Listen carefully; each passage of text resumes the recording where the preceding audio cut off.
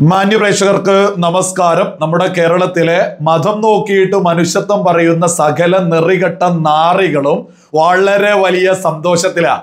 കാരണം എന്താ? അമേരിക്കയിലെ ലോസ് ആഞ്ചലസില് തീ പടരുന്ന വാർത്തയാണല്ലോ ഇപ്പൊ പുറത്തു വന്നുകൊണ്ടിരിക്കുന്നത്. അതിൽ ഈ മനുഷ്യത്വം പറയുന്ന ആളുകൾ തന്നെ അമേരിക്കയിൽ തീ പടരുന്നതിൽ വലിയ ആനന്ദം കൊള്ളുക. അതെങ്ങനെയാ? മനുഷ്യത്വം പറയുന്ന ആളുകൾക്ക് ലോകത്തിന്റെ ഏതൊരു ഭാഗത്തും എന്ത് സംഭവിച്ചാലും അതിനെതിരെ സംസാരിക്കാൻ സാധിക്കുക. നിങ്ങൾ തന്നെ ഒന്ന് ചിന്തിച്ചു നോക്കൂ. മതം നോക്കി മാത്രമേ ഇവർക്കൊക്കെ മനുഷ്യത്വം വരൂ. അത്തരത്തിലൊരു വൃത്തികെട്ടവൻ വിളിച്ചു പറയുന്നത് നിങ്ങളൊന്ന് കേട്ടു നോക്കൂ.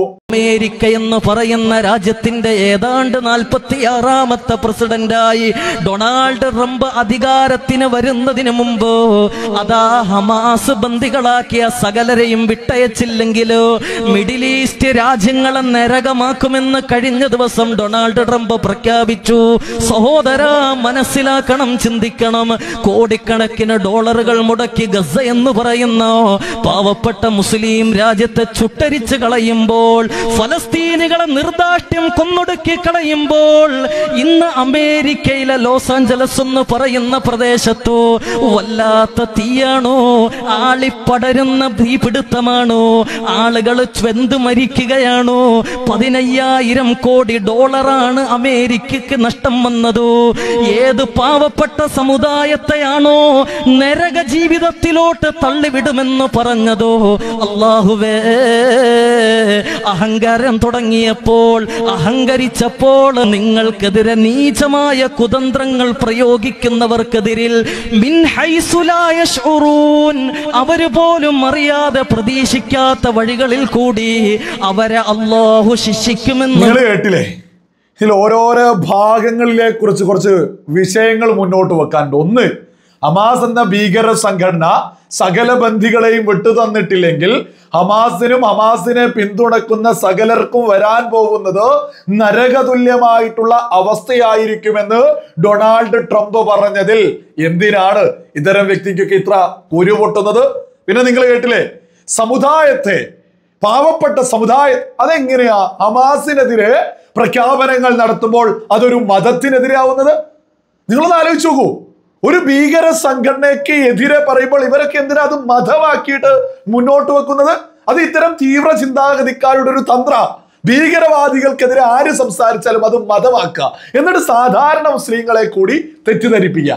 എത്ര വൃത്തികെട്ട ഏർപ്പാടാ! നമ്മളൊക്കെ തന്നെ തിരിച്ചറിയേണ്ട ഒരു പ്രധാനപ്പെട്ട വിഷയം എന്ന് പറയുന്നത്, എന്തുകൊണ്ടാണ് ഡൊണാൾഡ് ട്രംപ് ഇത്തരത്തിൽ പ്രഖ്യാപനങ്ങൾ നടത്തുന്നത്? അമേരിക്കയുടെ പൗരന്മാർ ഉൾപ്പെടെ ഹമാസ് എന്ന ഭീകര സംഘടന ഇന്നും ബന്ദിയാക്കി മുന്നോട്ട് പോവുക. അപ്പോ സ്വന്തം പൗരന്മാരെ വിട്ടു തന്നിട്ടില്ലെങ്കിൽ ആ സംഘടനയെയും അതുമായി ബന്ധപ്പെട്ട സകലതിനെയും ചുട്ടരിക്കുമെന്ന് അല്ലാതെ എന്താണ് ഒരു രാജ്യത്തിന്റെ ഭരണാധികാരി പറയേണ്ടത്? ഞാനൊരു കാര്യം അങ്ങ് എടുത്തു പറയാം.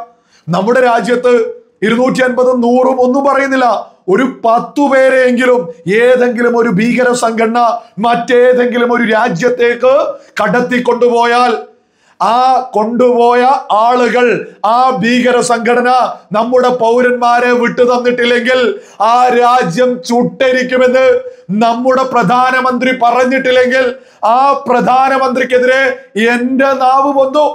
അതിനിയൊരു മുസ്ലിം ഭൂരിപക്ഷ രാജ്യത്തേക്കാണ് നമ്മുടെ പൗരന്മാരെ തട്ടിക്കൊണ്ടുപോയത് എങ്കിലും ആ പൗരന്മാരെ വിട്ടു തന്നിട്ടില്ലെങ്കിൽ ആ രാജ്യം ചുട്ടരിക്കുമെന്ന് നമ്മുടെ പ്രധാനമന്ത്രി പറയുക തന്നെ ചെയ്യണോ? അതാണ് ഏതൊരു രാജ്യത്തെയും ഭരണാധികാരി മുന്നോട്ട് വെക്കേണ്ടത്. അത് തന്നെയാ ഡൊണാൾഡ് ട്രംപ് കൃത്യമായിട്ട് ഉറക്കെ പ്രഖ്യാപിച്ചിട്ടുള്ളത്. ഈ ഡൊണാൾഡ് ട്രംപിനെ അമേരിക്കൻ ജനത എന്തുകൊണ്ടാണ് തിരഞ്ഞെടുത്തത്? നമ്മൾ മനസ്സിലാക്കണം. ഇലക്ഷൻ പ്രചരണത്തിൽ ഉടനീളം ഡൊണാൾഡ് ട്രംപ് കൃത്യമായിട്ട് ജനങ്ങളോട്, അമേരിക്കൻ ജനതയോട് വിളിച്ചു പറഞ്ഞു, ഈ ബന്ദികളാക്കിയ സകലരെയും ഞാൻ കൊണ്ടുവരും, ഹമാസ് എന്ന ഭീകര സംഘടനയെ തകർക്കുമെന്ന് കൃത്യമായിട്ട് അദ്ദേഹം ഉറക്കെ പ്രഖ്യാപിച്ചിട്ടുണ്ട്. അതുകൊണ്ടൊക്കെ തന്നെയാ അമേരിക്കൻ ജനത ഡൊണാൾഡ് ട്രംപിനെ തിരഞ്ഞെടുത്തിട്ടുള്ളത്. അപ്പോ ഒരു പൗരന്മാരെ, സ്വന്തം ജനതയെ തിരിച്ചു കിട്ടാൻ ഒരു ഭരണാധികാരി എന്തും പറയണം, എന്തും ചെയ്യണം. അതാണ് യഥാർത്ഥ ഭരണാധികാരി. എന്നാൽ ഇത്തരം വൃത്തികെട്ടവന്മാരെന്താ പറയുന്നത്? ഒരു ഭീകര സംഘടനക്ക് എതിരെ പറയുമ്പോഴേക്ക് ഒരു ഭീകര സംഘടനയെ പറഞ്ഞിട്ട് പൊള്ളുക, ആ ഭീകര സംഘടനയൊക്കെ സമുദായത്തിനെ പറയുന്നത് പോലെ ചിത്രീകരിക്കുക. ഇവരൊക്കെയാണ് നമ്മുടെ കേരളത്തിന്റെ പൊതുസമൂഹത്തിന് ഭിന്നിപ്പുണ്ടാക്കുന്നത്. ഇതൊക്കെ ഇവരൊക്കെയായി ബന്ധപ്പെട്ട്, ഈ വൃത്തികെട്ടവരൊക്കെ ആയിട്ട് ബന്ധപ്പെട്ട് ഏതെങ്കിലും ബോധമുള്ള ആളുകൾ ഉണ്ടെങ്കിൽ ഇത്തരത്തിലൊരു പ്രസംഗം പൊതുസമൂഹത്തെ ഭിന്നിപ്പിക്കുമെന്നൊന്ന് പറഞ്ഞു കൊടുക്കണം. നിയമം പറയുന്നുണ്ടല്ലോ, ഗാസയോട് ചുട്ടരിക്കുമെന്ന് പറഞ്ഞതിനാണ്, ഗാസയ്ക്ക് എതിരെ നിന്നതിനാണ് അമേരിക്കയിൽ ഇത്രത്തോളം വലിയ പ്രശ്നം ഉണ്ടാവുന്നത് എന്നൊക്കെയാ പ്രസംഗിക്കുന്നത്. അപ്പോ ലളിതമായിട്ടൊരു ചോദ്യം ചോദിക്കാനുണ്ട്. ഈ കഴിഞ്ഞ ഹജ്ജിന് 1301 ആളുകൾ ഏറ്റവും കുറഞ്ഞത് മരണപ്പെട്ടു എന്നൊരു വാർത്ത അന്താരാഷ്ട്ര മാധ്യമങ്ങളിലൊക്കെ ഉണ്ട്. അതിന്റെ കാരണമായിട്ട് മാധ്യമങ്ങളിലൊക്കെ തന്നെ വന്നിട്ടുള്ളത് സൗദി ഗവൺമെന്റ് മുന്നോട്ട് വെച്ചിട്ടുള്ളത് ചൂട് അധികരിച്ചിട്ട് അവർക്ക് അതിനനുസരിച്ചിട്ടുള്ള സൗകര്യങ്ങൾ ഇല്ലാതെ പോയത് കൊണ്ട് തന്നെയാണ് ഇവർ മരണപ്പെട്ടതെന്ന്. അതായത് ചൂട് അധികരിച്ച്, അതും മറ്റൊരു തരത്തിലുള്ളൊരു പ്രകൃതി ദുരന്തം തന്നെയല്ലേ. ചൂട് അധികരിച്ചത് കൊണ്ട് മരണപ്പെട്ടു 1301 ആളുകള്. അതേസമയം ലോസ് ആഞ്ചലസിൽ 10 ആളുകളാണ് ഇപ്പോഴും മരണപ്പെട്ടു എന്ന് പുറത്തു വന്നിട്ടുള്ളത്. അപ്പോ ഈ സൗദി അറേബ്യയിൽ ഈ ഹജ്ജ്, പുണ്യമായിട്ടുള്ള ഹജ്ജിന് പോയ സമയത്ത് മരണപ്പെട്ടത് ആർക്കെതിരെ നിന്നിട്ടാ? അല്ല, ഇത്തരം ആളുകളൊക്കെ ഒന്ന് പറഞ്ഞിരുന്നെങ്കിൽ എത്ര വൃത്തികെട്ട ഏർപ്പാടാണ്. ഗാസക്കുള്ള മറുപടിയാണ് ഒരു പ്രകൃതി ദുരന്തം എന്നൊക്കെ പറഞ്ഞു നടക്കാൻ. തുർക്കിയിൽ 1.5 ലക്ഷത്തിലേറെ പേരാണ് മരണപ്പെട്ട ഭൂചലനം ഉണ്ടായിട്ട്. 1.5 ലക്ഷത്തിലേറെ ആളുകൾ മരണപ്പെട്ടു. അതിനേക്കാളേറെ ആളുകളെ കാണുന്നില്ല. തുർക്കി ആർക്കൊപ്പമാ? 10 പേര് പ്രകൃതി ദുരന്തത്തില് അമേരിക്കയിലെ ലോസ് ആഞ്ചലസിൽ മരണപ്പെട്ട സമയത്ത് അപ്പോ ഗാസക്ക് അനുകൂലമായി നിന്നിട്ടുള്ള സ്ഥലങ്ങളുടെ അവസ്ഥ എന്താ? നമ്മൾ ഒരിക്കലും പറയുന്നില്ല ആർക്കും അനുകൂലോ പ്രതികൂലമായിട്ടല്ലതൊന്നും സംഭവം. ഇതൊക്കെ ഒരു പ്രകൃതി ദുരന്ത. നമ്മുടെ വയനാട്ടില് മുണ്ടക്കൈ ദുരന്തം നടന്ന സമയത്ത് 10 ആളാണോ മരണപ്പെട്ടത്? അപ്പൊ എത്രത്തോളം വിഡിത്തമാണ് ഇത്തരം നെറികെട്ടവന്മാര് വിളിച്ചവർ. ഇവര് പറയുന്നത് അങ്ങേയറ്റത്തെ മണ്ടത്തര. അത് ബോധമുള്ള എല്ലാ ആളുകൾക്കും അറിയാം. പക്ഷെ നമ്മുടെ പൊതുസമൂഹത്തിൽ അത് വലിയ ഭിന്നിപ്പുണ്ടാക്കുന്നുണ്ട്. നമുക്കറിയാം, ഈ ഹജ്ജിന് പോയിട്ടുള്ള സമയത്ത് 1300 ആളുകളൊക്കെ മരണപ്പെട്ടു എന്ന് പറയുന്നത് ഏതൊരാളെ സംബന്ധിച്ച് അതൊരു വേദന.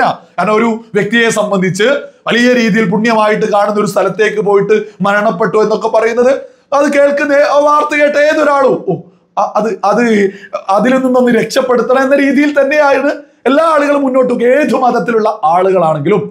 അതേപോലെ തന്നെ നമ്മുടെ പൊതുസമൂഹം മുന്നോട്ട് പോകണമെങ്കിൽ ഈ അമേരിക്കയിലെ ലോസ് ആഞ്ചലസിൽ ഉണ്ടാവുമ്പോൾ അതിനെയും അത് വേദനയോടുകൂടി തന്നെ കാണണം.